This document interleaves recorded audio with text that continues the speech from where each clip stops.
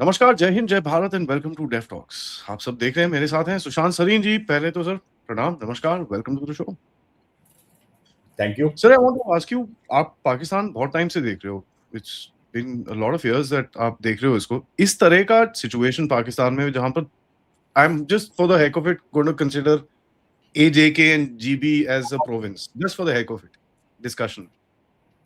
एक, दो, तीन एक साथ, three provinces are literally flying off the handle. आपने कभी ये पहले देखा है sir, this the way that this is happening? And tell me the significance of this. यार देख उनको प्रोविंस ना भी देखो। In fact the problem is in all जो प्रोविंसेस आप कह रहे हो। मैं अगर I will label them not as provinces लेकिन as territories controlled by Punjab. Fair enough, fair enough. ठीक है। तो अच्छा, अब इशू ये है कि you are right and I think that's a very valid observation. और उसका मतलब मेरा ये है, देखिए आज से 3-4 साल पहले तक एक टर्म कॉइन हुआ था पॉली क्राइसिस। आपको याद होगा पाकिस्तान के संदर्भ में पॉली क्राइसिस के बारे में वो लोग बात कर रहे थे। वो पॉली क्राइसिस क्या था? पॉली क्राइसिस ये था कि एकदम पाकिस्तान में क्राइसिस तो हर समय होता है, लेकिन एक समय पे एक क्राइसिस होता है। कभी इकोनॉमी कोलैप्स कर रही होती है तो पॉलिटिक्स ठीक होती है, सिविल मिलिट्री रिलेशंस ठीक होते हैं, वैसे अमन व अमान होता है। कभी अमन व ईमान खराब हो जाता है तो इकोनॉमी भी ठीक होती है, फॉरेन पॉलिसी भी ठीक होती है, पॉलिटिक्स भी ठीक होती है। लेकिन कभी अगर पॉलिटिक्स खराब हो जाती है तो बाकी चीजें ठीक होती हैं। आज से 3-4 साल पहले जब ये पॉली क्राइसिस का शब्द का इस्तेमाल हुआ था तो ये था कि आपकी इकोनॉमी तो खड्डे में चली गई थी, पॉलिटिक्स में बहुत उथल पुथल था, और इमरान खान का उस समय वो था, वो डंका बजा रहा था, ईंट से ईंट बजा रहा था फौज की। तो पॉलिटिक्स भी खराब थी, सिविल मिलिट्री रिलेशंस भी खराब थे, फॉरेन पॉलिसी में भी बहुत प्रॉब्लम्स इनको आ रही थी, और थोड़ा बहुत टेररिज्म चल रहा था। That was the poly crisis. अच्छा, अब इन्होंने बोला कि अब तो हम पिछले 3-4 महीने से 6 महीने से इन्होंने ये ड्रम बीटिंग शुरू की, अब हम तो मिडल पावर बन गए, राइट? अच्छा, हुआ ये है कि वो जो पहले का पॉली क्राइसिस था वो खत्म नहीं हुआ था, उसको किसी ना किसी तरीके से पर्दा डाल दिया गया था। तो इकोनॉमी अभी भी आप कह सकते हो जी, वो मरने में नहीं है लेकिन आईसीयू में है। ठीक है। पॉलिटिक्स जो है उसमें वो जो चपड़ासी इन्होंने प्रधानमंत्री बनाया हुआ है, वो उसकी कोई लेजिटिमेसी नहीं है, उसकी कोई क्रेडिबिलिटी नहीं है। अभी तो आपने पढ़ा होगा कि वो पॉपुलेशन कंट्रोल के बारे में बात कर रहे हैं, उसमें भी अपने फील्ड मार्शल को ले आए हैं कि भाई वो सबको कॉन्डोम पहनाएगा ताकि पॉपुलेशन कंट्रोल होगी। ठीक है ना? तो अब फौजियों का, जनरलों का और फील्ड मार्शल का काम ये हो गया लोगों को कॉन्डोम पहनाना, और उनका वो क्या करते हैं, क्या वो लोबोटमी नहीं, क्या, what is the correct term, जो भी उसका टर्म, वट एवर, राइट? तो वो करना। अब ये फौजी ये करेंगे, पाकिस्तान की फौज क्या करती है, ये करती है, बिकॉज वो फील्ड मार्शल साहब आ गए हैं। अच्छा, सो पॉलिटिकली कोई लेजिटिमेसी नहीं है। आर्मी आज भी उतनी ही हेटेड है जितनी पहले थी, सिर्फ लोगों के आपने मुंह बंद कर दिए इसलिए आपको आवाजें नहीं सुनाई दे रही। तो इकोनॉमी भी खराब है, पॉलिटी भी खराब है, फौज की जो जो जो दबदबा था, या दबदबा तो खैर आप अभी भी मान सकते हो है, लेकिन जो उसकी इमेज थी वो खड्डे में है। फॉरेन पॉलिसी में ठीक है, ट्रम्प ने आपको सपोर्ट कर दिया तो आप बड़ा उछल कूद कर रहे हो, and may be you can say कि भाई हाँ, फॉरेन पॉलिसी में थोड़ी बहुत उपलब्धियां हैं। लेकिन जो एक पॉली क्राइसिस के ऊपर एक नया पॉली क्राइसिस आया है, वो है जिसके बारे में आप बात कर रहे हो, कि एक ही समय पर आपके बलूचिस्तान में भी उपद्रव है, आपके खैबर पख्तूनख्वा में भी उपद्रव है, अब ये पाकिस्तान अधिकृत कश्मीर जो है, पीओजे के, और इसमें भी मैं देख रहा था कुछ लोगों ने मेरे ऊपर वो किया कि भाई पीओजे के कैसे आप बोल रहे हो। मैं पीओजे के इंडिया के हिसाब से बोल रहा हूँ, क्योंकि पीओजे के ही है। इंडिया ने जब इसको डिवाइड किया, और मैं पीओ के बोलता हूँ, पूरे जो 2 टेरिटरीज पाकिस्तान के नाजायज कब्जे में है उसमें पीओ जेके है, जिसको वो आज़ाद जम्मू कश्मीर बोलते हैं, जिसको मैं मीरपुर मुजफ्फराबाद बेल्ट बोलता हूँ, वो पीओजेके है और वो हमारे संविधान के हिसाब से। और अब हम जो ऊपर वाला पार्ट है जिसको आप पीओएल बोल सकते हो, पाकिस्तान ऑक्यूपाइड लद्दाख, या आप कह सकते हो पीओजीबी यानी कि पाकिस्तान ऑक्यूपाइड गिलगित बल्तिस्तान। तो और पीओजेके प्लस पीओजीबी, उसको for want of a better word मैं पीओके बोलता हूँ। लेकिन अभी हम पीओजीबी में भी प्रॉब्लम्स हैं, लेकिन वो अभी सिमर कर रही हैं। अभी वो उबाला आया नहीं है उसमें, लेकिन वो भी आ जाएगा। लेकिन अभी फिलहाल जो पीओजेके है वहां पर एक उपद्रव वाली स्थिति है। और फिर अब आप अगर नीचे आए तो सिंध के अंदर भी आपको कुछ कुछ साइंस नजर आ रहे हैं कि कुछ एक हालात को बिल्कुल ठीक नहीं है। उसका हमने एक उदाहरण पिछले साल देख लिया था, जब फौजियों ने कुछ नहरें बनाने की बात की कि हम कुछ नहरें बनाएंगे ताकि पंजाब के अंदर जो रेगिस्तान है उसको आबाद किया जाएगा। तो सिंध के अंदर जो उपद्रव शुरू हुआ, वो फील्ड मार्शल साहब की पैंट उतर गई थी, उनको पीछे हटना पड़ा था, ठीक है ना। अब और उसको इतने जूते पड़े थे कि वो अभी भी has not recovered from it.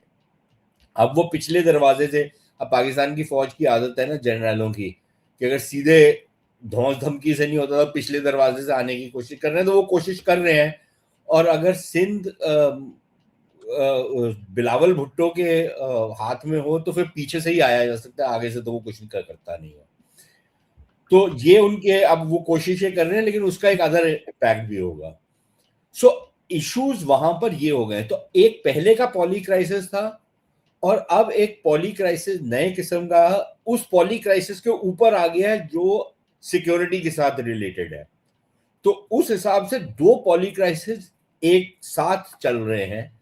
तो it's a multiple poly crisis if ever something like this has ever happened. और इसमें अभी और हालात इसलिए अब खराब हो जाएंगे क्योंकि ये जितने ढोल बजा रहे थे ना अपने कि जी कूटनीतिक तौर पर हमारी बड़ी उपलब्धियां हैं, अब वो सडनली नजर आ रहा है यार, ये अगर ईरान वाली जो युद्ध है ये अगर और ज्यादा बढ़ गया और हमको खींच लिया इसने, तो फिर हमारा क्या बनेगा? फिर हम तो फंस जाएंगे बिल्कुल इसके बीच में, इसकी लपेट में आ जाएंगे। वो आग जो है वहां पर लगी हुई है खाड़ी में, वो हमारे यहाँ पर भी आएगी। तो वो एक और crisis is there which is in the making. तो ये हालात है अभी।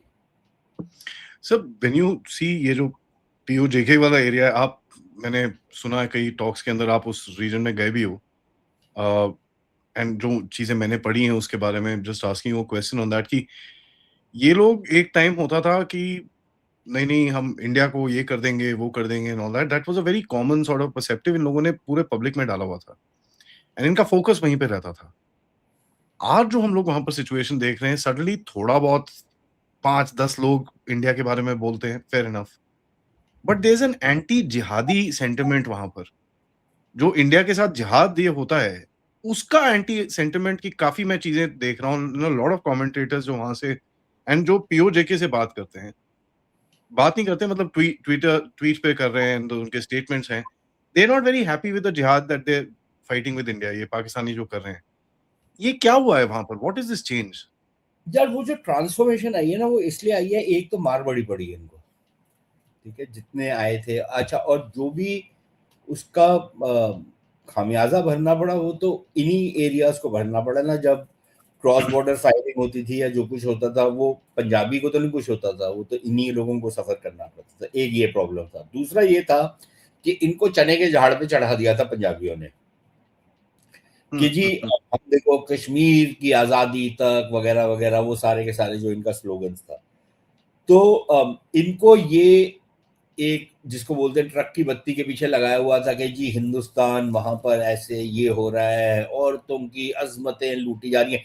ज्यादा तो अजमतें आपकी पाकिस्तान की फौज लूटती है लोगों की यार, लेकिन वो इस टाइप का प्रोपोगेंडा इन्होंने सारा क्रिएट किया। अच्छा, तो ऑल ऑफ दीज पीपल, इनका ये था कि एक एक उम्मीद थी कि कश्मीर को भारत से छुड़वा लिया जाएगा वगैरह वगैरह। अच्छा, वो खत्म हो गई है। अब वो इनको पता है कि यार पाकिस्तान की फौज की औकात तो है नहीं कुछ करने की। तो एक वो जो उसका एक आफ्टर इफेक्ट होता है ना, जब सडन रियलाइजेशन आ रही है कि यार हम तो चढ़ गए थे बिल्कुल पहाड़ के ऊपर, अब सडनली कोई रास्ता ही नहीं है, ये तो वापस पीछे हटना पड़ेगा। तो एक वो खुंदक है। दूसरा, देखिए हम लोग गए थे 2004 में, और आई कैन टेल यू कि उस समय और आज भी आई डोंट थिंक कोई हालात बहुत ज्यादा खास बदले होंगे। मैं गया नहीं हूं, लेकिन I can tell you, I can assure you, उससे ज्यादा बदले नहीं होंगे। मुजफ्फराबाद और मीरपुर जो थे वो जैसे लटियंस दिल्ली के सामने आप समझे झज्जर है, ठीक है। Imagine a small town in Haryana, that's the comparison. It was a dump, okay, both these places. Mirpur में सिर्फ ये था कि क्योंकि वो इंग्लैंड से बहुत ज्यादा पैसा आता था तो लोगों ने अपने घर वर बना रखे थे, लेकिन otherwise it was a dump. Muzaffarabad तो was a one street town basically, Yep. Okay. और उनका जो 5 स्टार होटल था, लोकेशन बहुत अच्छी थी, लेकिन it was like a 1 star ना। वो वहां पर हालात थे, उनकी जो यूनिवर्सिटी थी अजीब सी थी, स्टूडेंट्स भी अजीब से थे, मतलब उस टाइप का था सारा। It was like a very मुफस्सिल एरिया। और अगर वही चीज आप कश्मीर चले जाएं, और मैं 2004 की बात कर रहा हूँ, ठीक है, जबकि कश्मीर में फिर भी बहुत सारी प्रॉब्लम्स थी उस समय सिक्योरिटी को लेकर के, लेकिन आप कश्मीर यूनिवर्सिटी चले जाएं, कश्मीर की सड़कें देख लेते, कश्मीर के बाजार देख लेते, श्रीनगर के फॉर एग्जांपल, तो कंपैरिजन वो है between a swank, to use Pakistani language, के एक मर्सिडीज और एक डंपर ट्रक। वो जो सो कॉल्ड पीओजे के था, इट्स अ डंपर ट्रक, ठीक है। तो आपने जो इतना बातें की, क्रिएट तो आपने वहां पर कुछ भी नहीं किया। आपने वहां पर कोई हालात ऐसे नहीं बनाए कि वो किसी को भी आकर्षित करते कि देखिए कश्मीर को देखिए और पाकिस्तान अधिकृत कश्मीर को देखिए, और पाकिस्तान अधिकृत कश्मीर जो है वो कितना अच्छा कर रहा है। ऐसा तो कभी आप बोल ही नहीं सकते। There is no comparison between the two places, ठीक है ना। तो वो भी एक इम्पैक्ट हुआ। फिर इनको इम्पैक्ट शुरू हुआ कि यार जिस तरीके से धौंस धमकी और जिस तरीके का दमन करते हैं पाकिस्तानी, वो एक और लेयर ऐड हो गई।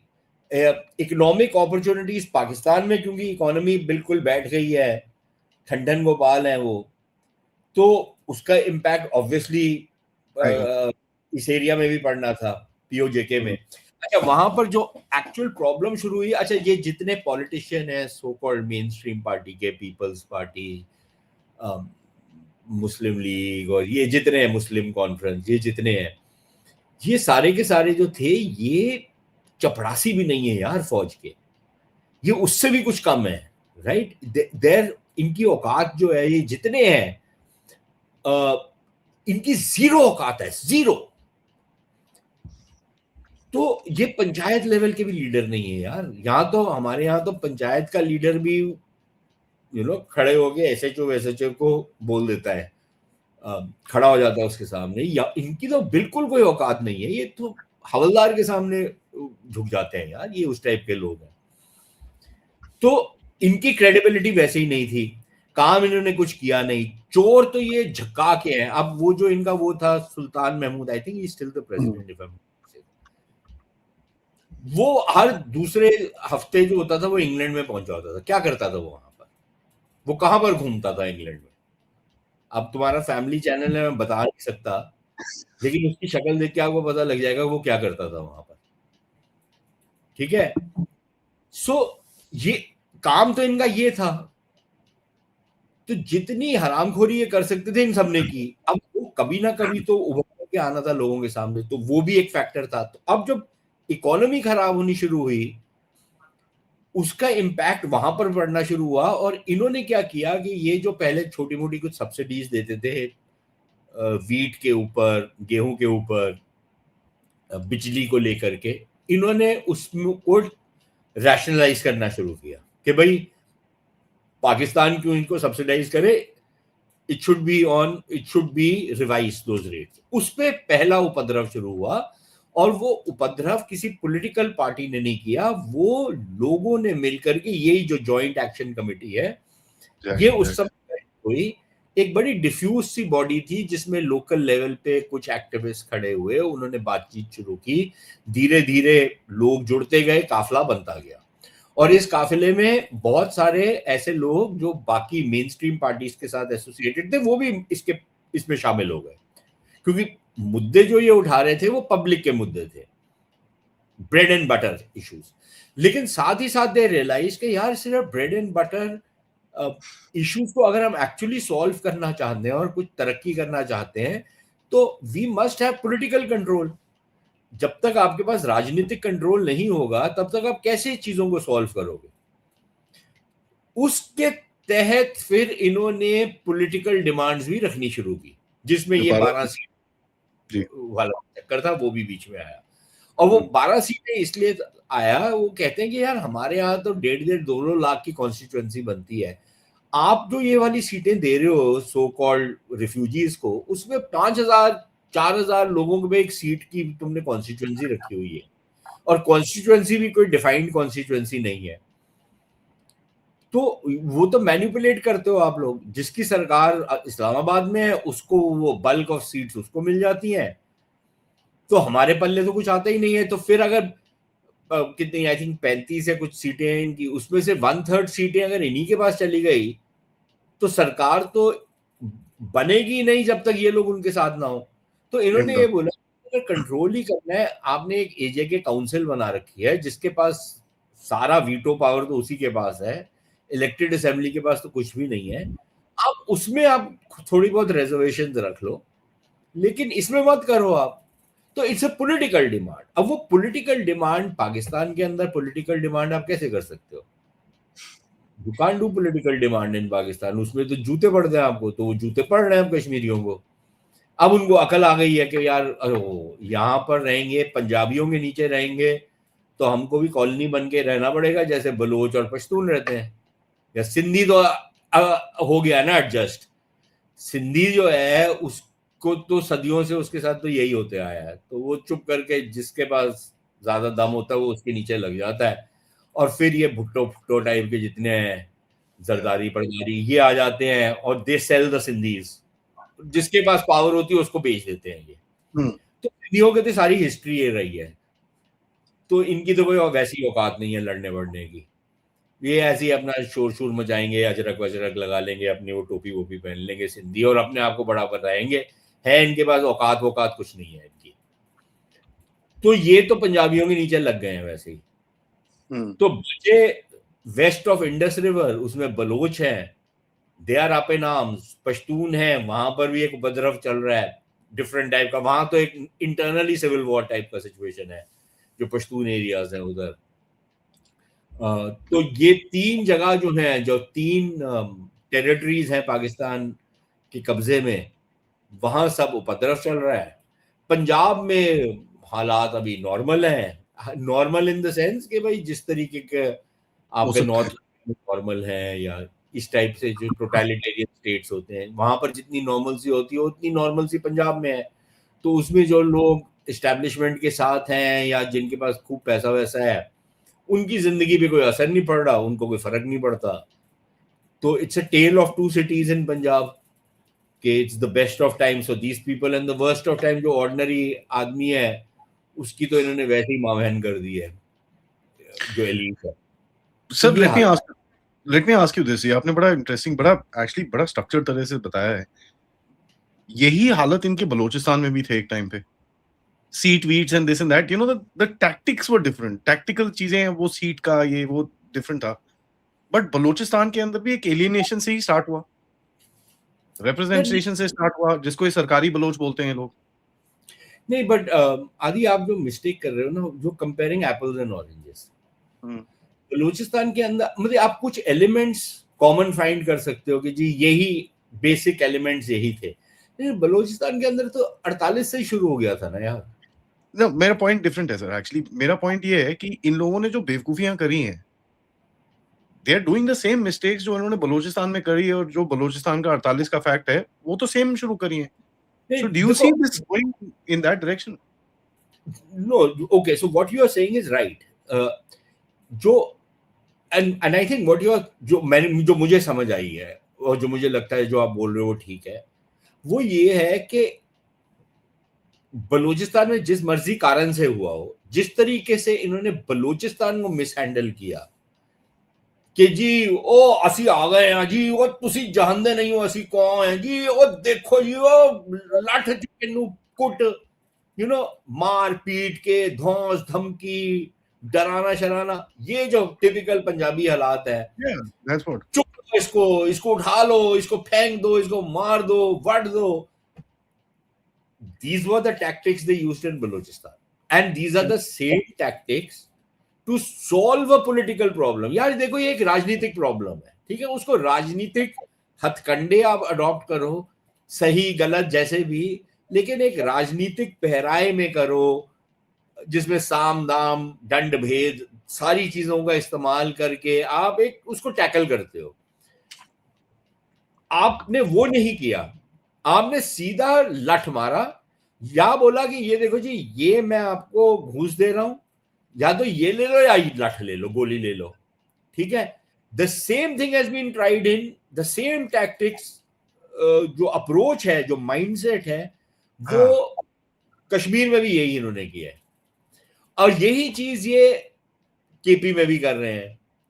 तो हर जगह अप्रोच, और यार देखो ये जो एक फौजी रेजिमेंटेड माइंड होता है ना, उसको फौजी को उसकी जो ट्रेनिंग है, उसकी जो मानसिकता है, उसका जो मेंटल मेकअप है, वो basically is a security oriented one. वो सिक्योरिटी के हिसाब से चीजें सोचता है। उसकी जो बेसिक इंस्टिंक्ट है वो एक वॉर फाइटिंग वाला इंस्टिंक्ट है उसका, या डिफेंसिव वॉर डिफेंसिव इंस्टिंक्ट है। उसकी सारी जो उसका सारा चरित्र है वो वहां पर है, राइट। पॉलिटिशियन का ये नहीं होता, पॉलिटिशियन को वो भी करना होता है और बहुत सारी और चीजें भी करनी होती है। अब वो डिपेंड करता है, हम लोग के यहाँ पर भी पॉलिटिशियंस को, we love to hate politicians, लेकिन पॉलिटिशियन बहुत मल्टीपल कॉन्ट्रडिक्शंस को मैनेज करता है। वो ब्लैक एंड व्हाइट में किसी भी चीज को नहीं देखता, राइट। जो फौजी है वो बाय ट्रेनिंग चीजों को ब्लैक एंड व्हाइट में देखता है, ग्रे एरियाज उसके लिए मायने नहीं रखते। तो the problem in Pakistan has been कि पॉलिटिक्स तो है ही नहीं। पॉलिटिक्स इज के कौन ज्यादा चूज सकता है जनरल साहब की, that is politics. Are you a good ass licker or not? Do I lick ass better than you lick ass, right? तो if I lick as better, then I'm Shahbaz Sharif. If I don't lick as better, then I'm Imran Khan. When Imran Khan was licking as better, he became Imran Khan and Pradhan Mantri. Right? Correct, so ये है politics. The issue is that जब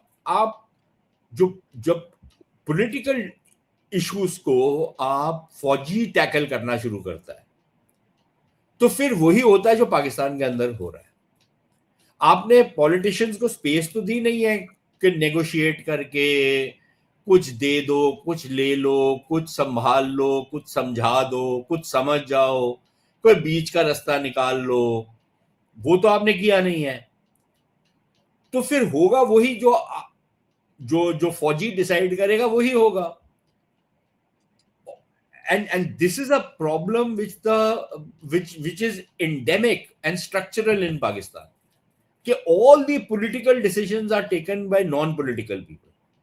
इनके फौजी भी बड़े smart हैं, super smart है, they don't adapt, इनको सब कुछ एक ही जैसा दिखता है। यार वो देखो, वो हर फौजी को ऐसा ही दिखता है। हमारे यहाँ पर फौजी थोड़े से डिफरेंट इसलिए हो जाते हैं क्योंकि उनको अपनी लिमिटेशंस का एहसास है।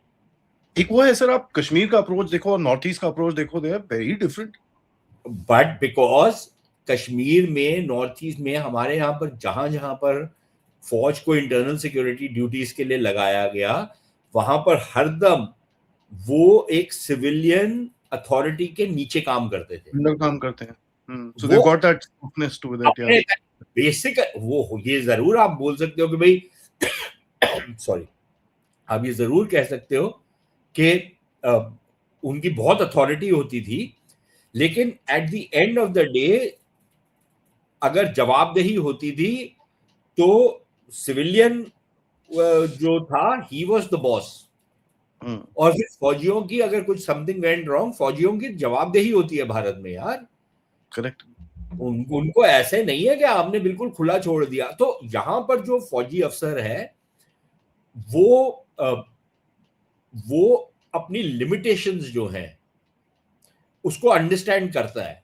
ठीक है, वो तो जैसे यार हर आदमी भारत में अब हर चीज पे कुछ ना कुछ बोल सकता है। अब फॉरेन पॉलिसी में भी हर डेमोक्रेसी में हर एक का अधिकार है कि आप फॉरेन पॉलिसी के ऊपर भी बोलो, आप इकोनॉमिक पॉलिसी के ऊपर भी बोलो, आप पॉलिटिकल इश्यूज के ऊपर भी बोलो, वो हर एक का अधिकार है।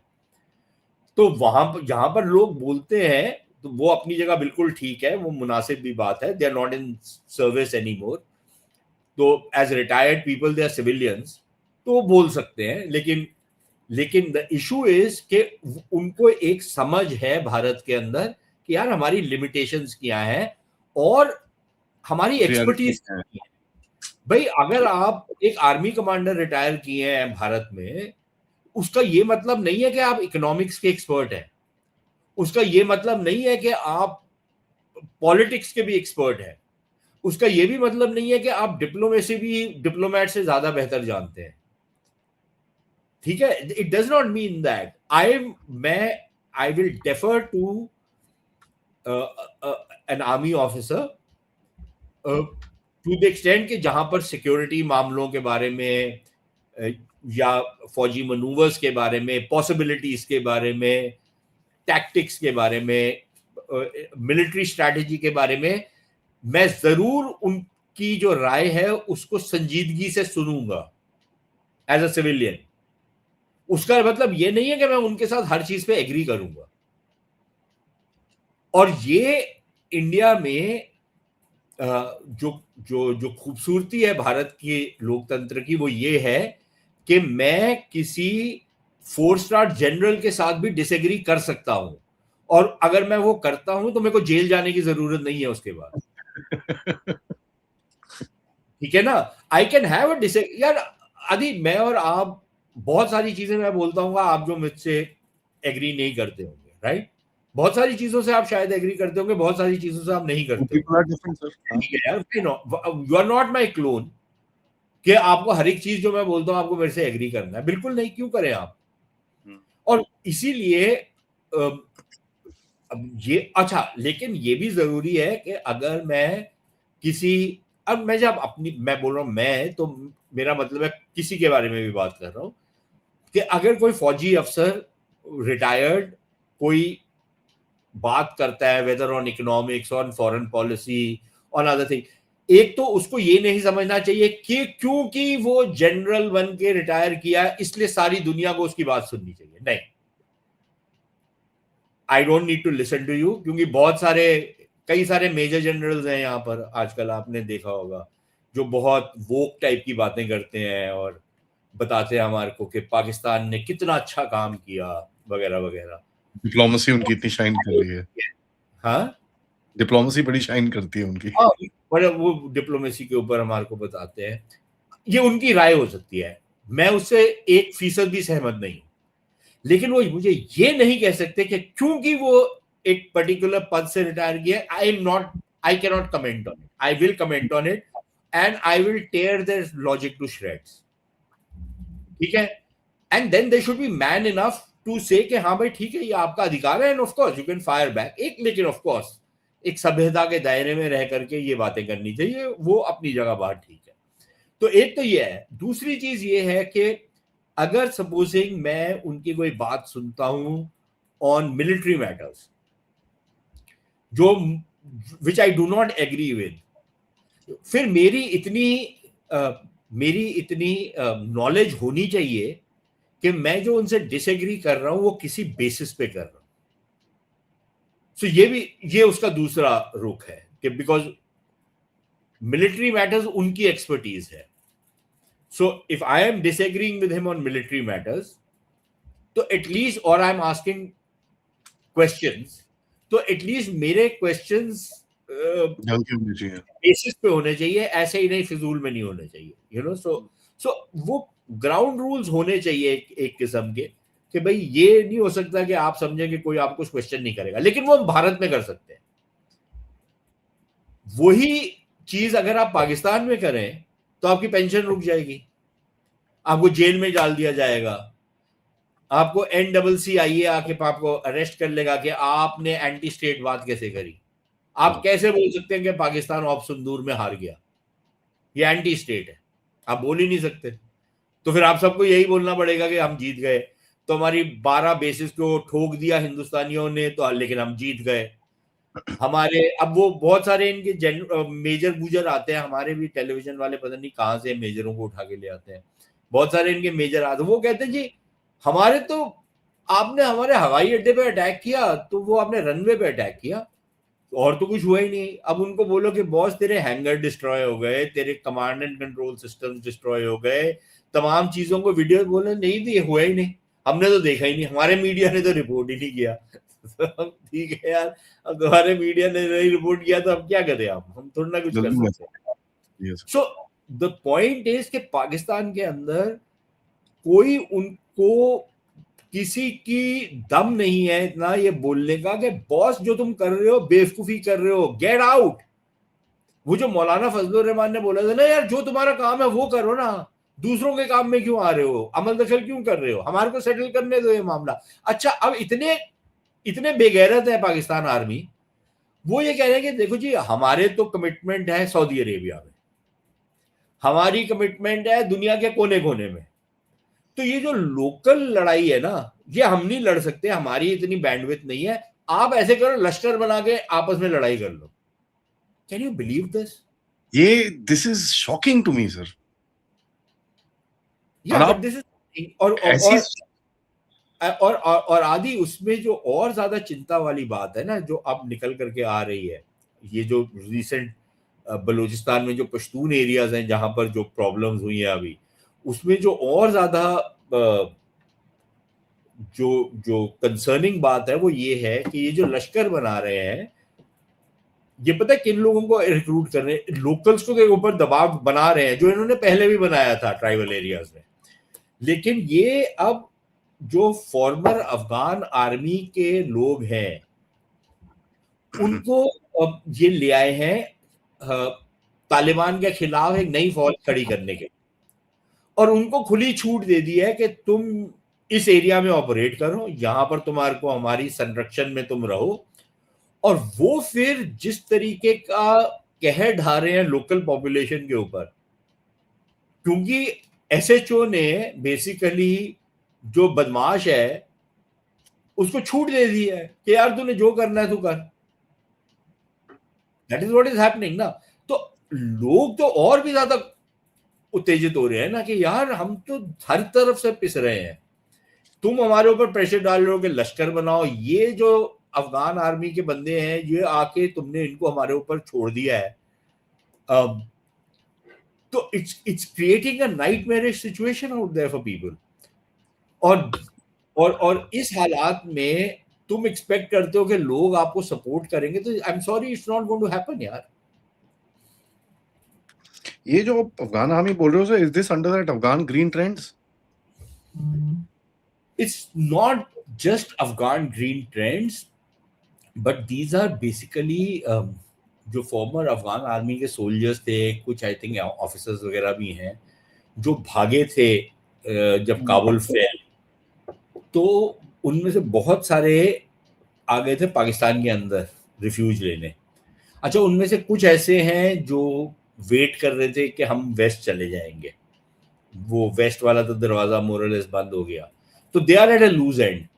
तो एक तरफ तो पाकिस्तान के अंदर जितने अफगान रिफ्यूजीज थे उन सबको फोर्सेबली भेज रहे हैं ये, लेकिन दूसरी तरफ ये वाला जो एलिमेंट था उसको इन्होंने रख लिया अपने पास, अपने नीचे, कि इनको हम इनका इस्तेमाल करेंगे तालिबान के खिलाफ, एक नई फौज खड़ी करेंगे इनके बेसिस के ऊपर। ऑलरेडी ट्रेनिंग तो मिली हुई है इन लोगों को।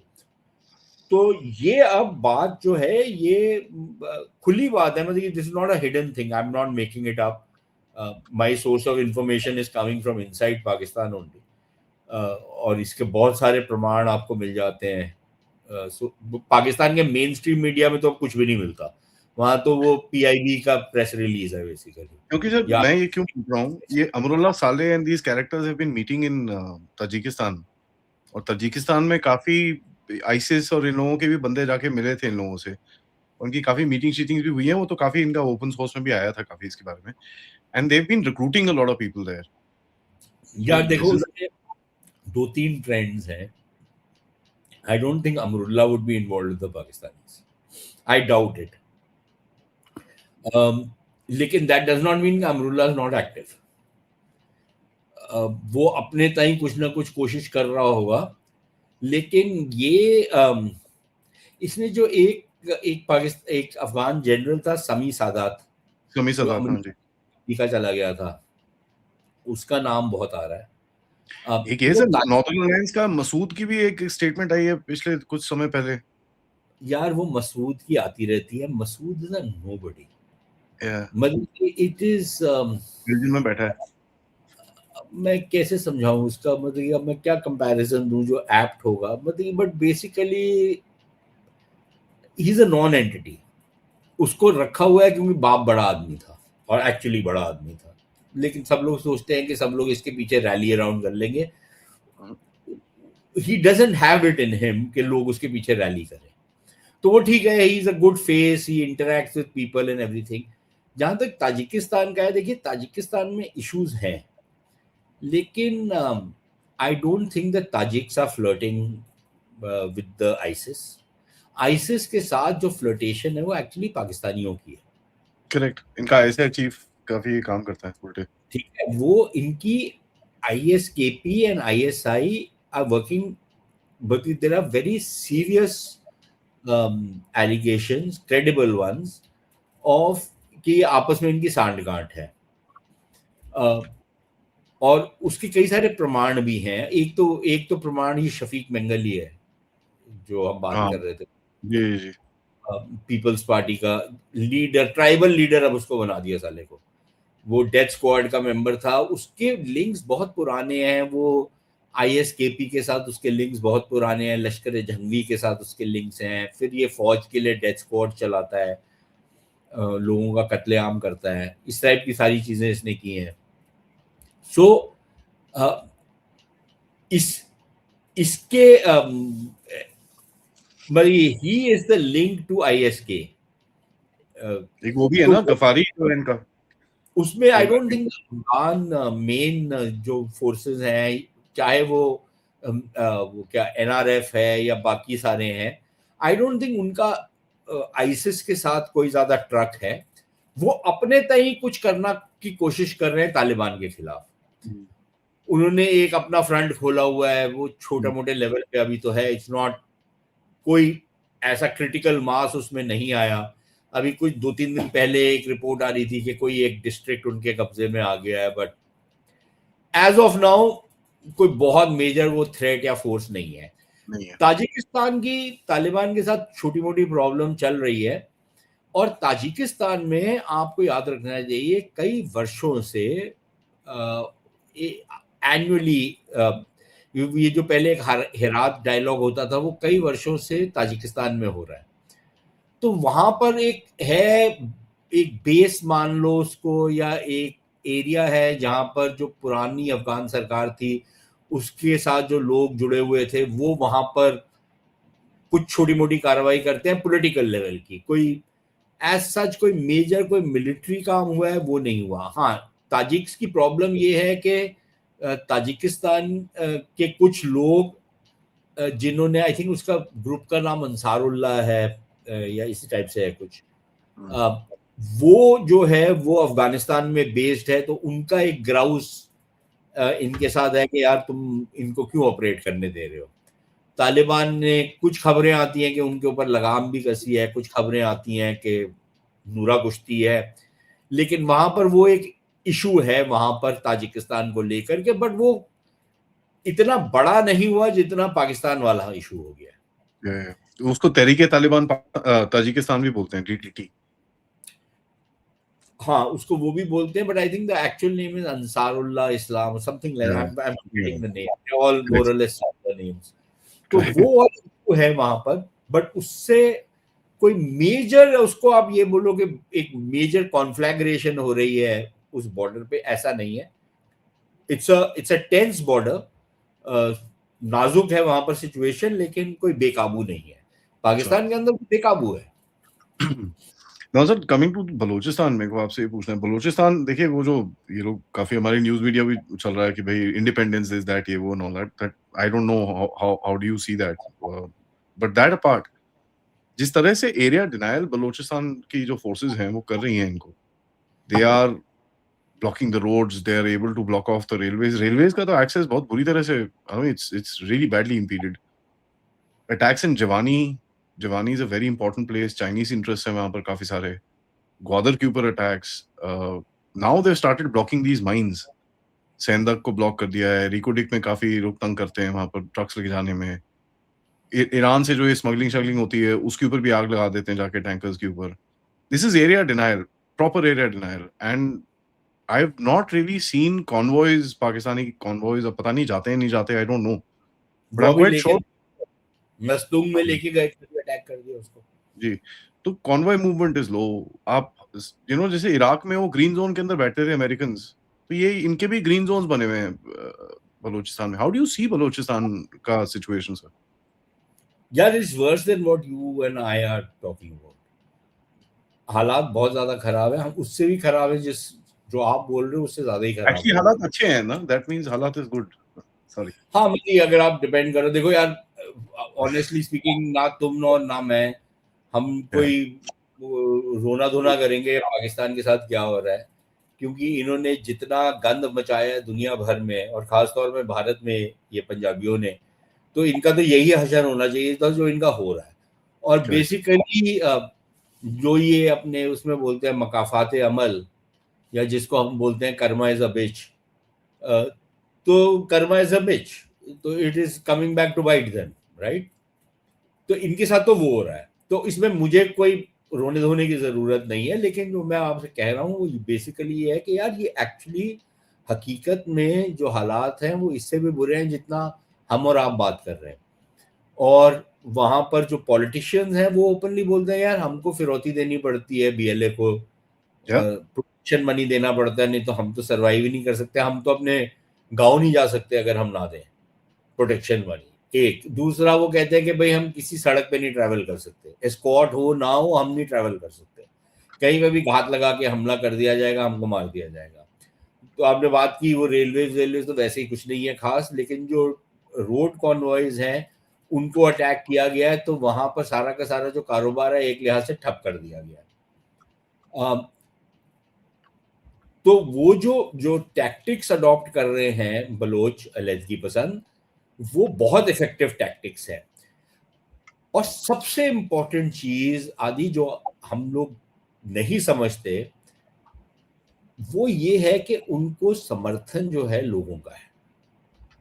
Big big time. और और पाकिस्तान, या जो पाकिस्तान तो बोलना ही नहीं चाहिए उसको, पंजाबिस्तान जो है, उसके जो नुमाइंदे हैं या उसके साथ जो भी कोई खड़ा हुआ है, उसको हकारत की नजर से, नफरत की नजर से देखा जाता है। उसको एक एक ऑक्यूपायर, एक ऑपरेसर की नजर से देखा जाता है, एक दमन करने वाला व्यक्ति देखा जाता है। ठीक है, तो कोई कंपैरिजन ही नहीं है। आप खुद ही देखिए ना, फौज जहां पर गश्त लगाती है, लोग अंदर अपने घरों के होते हैं, कर्फ्यू लगाओ। जहां पर बीएलए वाले आते हैं तो लोग सड़कों पे निकल के उनका स्वागत कर रहे हैं। ये तो आपने जरूर मंजर देखे होंगे वहां पर, ये हालात है वहां पर। ठीक है, तो जो जो रियासत पाकिस्तान है, या जो दाइश है, दौलत इस्लामिया पाकिस्तान, और मैं दौलत इस्लामिया का वर्ड है वो, द पन इज एंटायरली इंटेंडेड, क्योंकि ये अपने आप को बड़ा मानते हैं। तो इस्लामिक स्टेट ऑफ पाकिस्तान जो है, ये जो है, ये इस इसका एक लिहाज से जो वहां पर बुनियाद है उसको खोद दिया गया है। और लोग मानने को तैयार नहीं हो रहे। तो ये सबसे बड़ी जो बीएलए की उपलब्धि है, बीएलए ही नहीं है, उसमें बीएलएफ वगैरह कुछ और गुट भी हैं, लेकिन इनकी जो उपलब्धि है वो ये है कमिटमेंट अपने कॉज के साथ, और जिस तरीके से लोग इनके साथ जुड़े हैं। और लोगों के जुड़ने की एक बहुत बड़ी वजह ये है, जिस तरीके की क्या बोले उसको, I don't know, crimes against humanity को मैं कैसे डिस्क्राइब करूं हिंदी में, लेकिन मानवता के खिलाफ जिस तरीके के कदम उठाए हैं, जिस तरीके की बर्बरता की है ये पंजाबियों ने वहां पर, मार काट, औरतों की इज्जत लूटना, उनके घरों में अंदर घुसना, घरों में तोड़फोड़ करना, बच्चों को मारना, बुजुर्गों को मारना, औरतों को उठा करके ले जाना, पुलिस थाने में लेके जाना, यंग लड़कों को, कॉलेज जाते हुए बच्चों को कोल्ड ब्लड में मैसेकर करना, लोगों की बॉडीज नहीं मिलना, लोगों को अगवा कर लेना और फिर पता नहीं कहीं मार के फेंक देना, तमाम जो जुर्म है मानवता के खिलाफ वो पाकिस्तान की फौज ने की है वहां। और ये जितने बेगैरत गोरे हैं ना, ये यूरोपियन जितने हमारे को बकवास करते हैं, मेरे को तो इतनी नफरत हो गई है इन लोगों के साथ, इन सालों का मुंह नहीं खुलता। ठीक है ना, बाद में अपना जीएसपी प्लस करते रहेंगे, लेकिन जो एक्चुअल वहां पर क्राइम हो रहे हैं उसमें सबने उनके मुंह में दही जमा हुआ है ये गोरों के। तो हमको तो सीरियसली लेना ही नहीं चाहिए गोरों को, ये क्या बकवास करते हैं यार, they are bunch of bloody forget it. So जो वहां पर हालात पैदा हो गए हैं, जिसमें इस तरीके की एक पॉपुलर मूवमेंट ये बन गई है, अब वो कहां तक पहुंच पाती है, नहीं पहुंच जाती, वो बहुत सारी चीजों पे निर्भर करेगा। उसको समर्थन कितना मिलता है अंदर से बाहर से, हालात क्या और पैदा होते हैं पाकिस्तान के अंदर, और कहीं पे क्या हालात पैदा होते हैं। देखिए ना, दो ही तरीके होते हैं बेसिकली, आदि किसी को अपनी इंडिपेंडेंस लेने की अगर ब्रेक ऑफ करना है, एक ये होता है कि वो खुद इतने तगड़े हो जाएं कि वो अलग हो जाएं, दूसरा होता है कि दूसरी साइड इतनी कमजोर हो जाए कि आप अलग हो जाओ। यहाँ पर शायद दोनों ही हो रहा है, ये तगड़े हो रहे हैं, दूसरे वाले कमजोर भी होते जा रहे हैं। लेकिन अब वो बैलेंस कहां पर बैठेगा कि अगर खित्ते के हालात जो हैं और बिगड़ते हैं तो शायद इनके लिए अपॉर्चुनिटी हो जाए। तो we'll have to wait and see how those equations work. लेकिन एज ऑफ नाउ जो सिचुएशन है वो इररिट्रीवेबल लग रही है। क्योंकि सर ये जिस तरह से ये लोग जा रहे हैं और अपनी ओ जी हम बड़ी ये कर रहे हैं वो कर रहे हैं, हम डिप्लोमेसी कर रहे हैं, एक एक दिन में 2-2 पुलवामा टाइप हमले होते हैं इनके ऊपर। यहाँ पर I mean India as a country, and I must thank God कि हमारे अंदर इतना दिल है कि हमारा एक भी सोल्जर मरता है, लोग रोते हैं सड़कों पे, people are crying, online people are crying, people get really emotional about it. 44 बंदे 45 बंदे एक झटके में इनके जाते हैं, एंड इन वन प्लेस, एक और जगह पे 20 बंदे एक और जगह पे चले गए, 60-70 बंदे तुम्हारे एक बंदे में, एक हफ्ते में। You buddy losing, and your DGISP are coming and saying हाँ जी मेरे इतने गए। There is not a frown on the face. यार वो भी उसको इसलिए बोलना पड़ा है क्योंकि वो बात बाहर आ गई, एक्सपोज हो गया पूरा, वो एक्सपोज हो गया, इसलिए उसको मानना पड़ा कि जी आज 40-45 बंदे मर गए। उसके लेकिन बाद अभी वो जो कॉन्वॉय पे मस्तंग पे जो आप बोल रहे हो मारा है, उसमें 45 और गए हैं। इट्स अ डेली अफेयर, वहां पर डेली हो रहा है ये, और वो ये आधे से ज्यादा चीजें बताते ही नहीं है किसी को। They don't let the news come out. जिस दिन वो मखदूम वाला जो कॉन्वॉय के ऊपर हमला हुआ है, मैं अगले दिन देख रहा था देखने के लिए कि पाकिस्तानी प्रेस कैसे रिपोर्ट कर रही है उसको, किसी प्रेस में वो स्टोरी नहीं आई। Can you believe this? No Pakistani media reported that story. God's sakes. Now what do you do? So आपने एक टोटल वो कर रखा है जो इन्होंने 71 में किया था ना बांग्लादेश में, रोज ही जीत रहे होते थे जंग, फिर फाइनली एक दिन बोला अच्छा अब हमने सरेंडर कर दिया लेकिन अगली जंग जीतेंगे। It's like that. No, sir, That I'm just now going to talk to you. मेरे last segment में I have 2-3 questions, small questions. One, how do you see Asim Munir kind of standing up to this? एक, दूसरा, politics तो भैया छोड़ ही दो, इनका कोई वो नहीं है. तीसरा, इनकी recruitment, जो एक वो ट्राइब है सर JNK में, की forgetting वो ऐसे नाम है उनका, सुडान ट्राइब. हाँ, अब वो ट्राइब को भी तुम मार रहे हो, तो इनकी रिक्रूटमेंट और ये सब क्या होगा? What is the future of the Pakistani army? If I may, another 10 seconds, sir. There is also reported differences between the MI and ISI. वो भी चल रहा है कुछ ना कुछ. There's a churn somewhere. I don't want to say कि कौन किसके against में and all that, but strategically speaking. So where does Asim Munir stand today? So let me start from the back. Ji. See, the MI, ISI, वो those चलता रहता है issues वो. चलते रहता है. That's not become, it's not reached a point where it, can actually change something major. Okay. दूसरा, जहां तक सुधन ट्राइब का है, वो ठीक है, वो बहुत लार्ज नंबर्स में रिक्रूट होते हैं, लेकिन नंबर्स इतने भी बड़े नहीं है कि वो पाकिस्तान की फौज की रिक्रूटमेंट को चेंज कर दें. Bulk of the recruitment soldiery का जो है वो तो पंजाब से ही होता है, वो पीओके से नहीं होता. और जब इतनी भूखमरी हो तो फिर फौज में मिल जाएगा वो, तो I don't think cannon fodder है वो मिल जाएगा, तो वो that should not be a problem. लेकिन उसमें एक चीज जो जरूर नजर आ रही है वो ये है कि एक सर्टेन रेजिस्टेंस आ रही है कि यार हमारे बंदे अगर ज्यादा मरने शुरू हो गए फौज के, भाई ये पुलिस रेंजर वेंजर हो जाए कुछ नहीं होता, फौज को थोड़ा सा बचा के रखना है, क्योंकि ज्यादा मरने शुरू हो गए तो फौज के अंदर प्रॉब्लम्स ना शुरू हो जाए. So there is that factor which is certainly operative. So that is as far as that. And then the last one is your main question about Asim Munir. So look यार, पाकिस्तान का paradox ये है कि जब बंदा बहुत ज्यादा powerful हो जाता है ना, और ऐसे लगता है कि अब इसको कोई नहीं हिला सकता, अब ये अगले 10-15 साल के लिए तो बैठा हुआ है. जिस दिन लोग ये बात करनी शुरू कर देना, उस दिन आपकी उल्टी गिनती शुरू हो गई है. और इसका मैं आपको कितने प्रमाण दूं? आप मुशर्रफ का, मुझे याद है मुशर्रफ वो ऐसे ऐसे कर रहा होता था, right?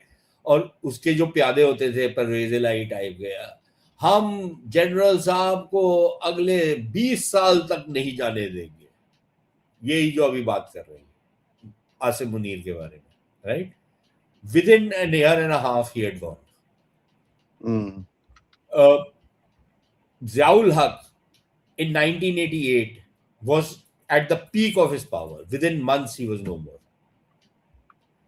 But I can give you example after example after example. Nawaz Sharif in 1997 when he had won that election, and then in 98 when he had carried out nuclear explosions, he had arrested एक naval chief को arrest किया था, एक army chief को sack किया था. क्या उसका आर से कुछ नाम था उसका, I remember, yes sir. नहीं, मंसूरुल हक वाज द नेवल चीफ, और ये क्या था जो आर्मी चीफ था, करामत, जहांगीर करामत, हाँ, उसको सैक किया था, right? He was beyond power, okay. और ये जब मुजाहिद हुसैन टाइप के उसके वो होते थे, लटक होते थे, वो मियाँ साहब करते जा रहे, उसको चढ़ाते जा रहे थे चने के झाड़ पे, वो चढ़ते जा रहा था. And then the fall came. So I don't know when, I'm not saying when, but I can tell you this कि एक resentment पैदा होनी शुरू हो गई है. ये जो है ना कि इसको उठा लो, चुक लो, मार दो, कोई कॉम्प्रोमाइज नहीं करेंगे, पाकिस्तान हार्ड स्टेट, जब इस टाइप की बातें करनी शुरू कर दो ना आप, मत देखिए you have lost all plans. तो आप धक्के से ही आप चलाओगे और कोई तरीका नहीं है आपके पास, विच मीन्स कि आपकी जो आपका ऑरा है वो कहीं ना कहीं कम होते रहेगा. लेकिन आपको इसलिए पता नहीं लगेगा क्योंकि पंजाबियों से बड़ा चाटुकार कोई आपको दुनिया में नहीं मिलेगा, और पंजाबी मुसलमान तो एक्सेल्स एट इट. वो तभी कन्वर्ट भी किए ना, क्योंकि इतने चाटू थे इसलिए कन्वर्ट भी कर गए. जो पावरफुल था उसकी चाटते रहेंगे हम. तो ये जितने पाकिस्तानी पंजाबी मुसलमान हैं, ये सारे हर चीज में एवरी ब्लडी सेंटेंस, ओफ हमारे फील्ड मार्शल साहब, हमारे फील्ड मार्शल यहाँ गए, दे फील के I am getting they feel that they are getting a kind of a medal or something. by talking about the field marshal, right? Field marshal ये, field marshal वो, field marshal यहाँ पर छा गए। अच्छा, जब वो फील्ड मार्शल सुनता होगा ना, उसको लगता है वाह मैन, वाह, लिटिल रियलाइजिंग कि यार ये जितने तेरी प्रेज कर रहे हैं ना, जिस दिन तू उतरा गद्दी से, ये सारे के सारे तेरे ऊपर जूते मारेंगे, थूकेंगे। ये सारे के सारे जितने प्रेज कर रहे हैं, मैं तो सबकी कलेक्शन करता हूं ना, मैंने देखा हुआ है इनको। पहले जो मुशर्रफ की प्रेज करते थे, वो सारे कैसे पलटे उससे। हाँ, एब्सोल्युटली, यस सर। ये सारे जो है, आई एम टेलिंग यू ना, they were the weakest lot converted, और इनका जेनेटिक पूल ही ऐसा है सालों का, पाकिस्तानी पंजाबियों का। the genes are of that nature, they will flip. So ये अभी उसकी बढ़ाई करते जा रहे हैं, तो ऐसे लगता है कि यार वो दुनिया में बस एक ही व्यक्ति बचा है, वो फील्ड मार्शल है इनका, जिसने एक्चुअली कोई युद्ध नहीं लड़ा। अगर सपोजिंग मैं पाकिस्तानी अकाउंट को मान भी लूं, तो वॉर तो एयर में हुई थी, वो फील्ड मार्शल क्या कर रहा था वहां पर? ये कैसे बन गया फील्ड मार्शल? तो उसको एयर चीफ मार्शल को फुद्दू खाते में रख दिया, खुद को फील्ड मार्शल बना दिया। तो ठीक है, इनकी भी अच्छी है, चलती है। बट द पॉइंट इज कि when you create an image like that, then there is only one way for you, which is down. तो अब वो कहां पर टिपिंग पॉइंट आएगा, what will lead to that domino effect, where the whole thing starts unraveling, और फौज ही इसको निकाल देगी या अल्लाह मियां आगे इसको ले जाएंगे। अब ये नहीं पता कौन क्या करेगा, लेकिन होगा ऐसे ही कुछ, बिकॉज ये चलती नहीं है ना बात फिर यार। Too many pressures and this guy will not let the pressure off. तो आज भी आप देखो ना, लोग बोलते हैं कि यार कश्मीर में यार कोई बातचीत करके मामले को सुलटा लो, हिंदुस्तान को बड़ा फायदा हो रहा है, हिंदुस्तान बड़ा हमारे ऊपर हंस रहा है ये देख के। और वो पूरा उन्होंने प्रोपेगेंडा चलाया हुआ है, बोलते नहीं हम तो नहीं करेंगे, इनको जूते मारो, इनको ठीक कर दो। वो कहते हैं जी बलोचों के साथ बात कर लो, कोई पॉलिटिकल लीडरशिप आने दो। नहीं, बलोचों को मारो, सालों को इनका कत्लेआम करो। और वो महारंग बलोच अगर वो पीसफुल बात करती है तो उसको जेल में डालो, ताहयात उसको रखो जेल में, लाइफ सेंटेंस दो उसको। ईमान मजारी है, वो ह्यूमन राइट्स की बात कैसे है, मारो उसको साली को। अब जब ये एटीट्यूड होना शुरू हो जाए, There you go. Then you have a serious problem on your hand. एक चीज था सर, जैसे बाजवा था ना, वो पॉलिटिक्स भी खेलता था, he would kind of counter balance, थोड़ा सा इधर उधर करके ये वो। This chap has no political clue. वो बात देखो ना, पता है, okay, we land on this now, but let me just say one thing. It was not Bajwa's job to play politics, so he screwed up things by playing politics. Number one. Number two, this guy does not play politics like Bajwa played politics, but he is in charge of politics. ठीक है, तो ये वो भी नहीं करता जो बाजवा कोशिश करता था, ये लट चलाता है। He thinks कि politics is the parade ground and he is the drill sergeant. वो नहीं चलता ना यार, ऐसे नहीं चलता boss, it does not work like that. तो ये प्रॉब्लम इज नॉट कि ये पॉलिटिक्स नहीं खेल रहा, प्रॉब्लम इज कि ये पॉलिटिक्स को कंट्रोल कर रहा है। करेक्ट। और पॉलिटिक्स को चलने नहीं दे रहा, और जिस दिन पॉलिटिक्स को चलने देगा तो उस दिन ये नहीं रहेगा। तो ना ये चलने दे सकता है पॉलिटिक्स को, ना ये चला सकता है पॉलिटिक्स को, ये विडम्बना है। Yes, sir. Let me just say this is a very comprehensive discussion. I think हमने पूरा एक region को cover किया है, and I'm very few voices जो non-emotional बातें करते हैं about POJK and all that stuff, which is something that I'm looking for, because अगर मैं इमोशनल बातें करना शुरू करूँ ना, तो तेरा ये बैन हो जाएगा YouTube से। नहीं, वो है सर, देखो एक तरफ हाँ ठीक है, हमको POJK चाहिए, बट ऐसा है, मैं जरा अपना पहले you will be banned from YouTube. नहीं, वो हम members only कर देंगे उसको। कोई प्रॉब्लम नहीं है, we do it members only.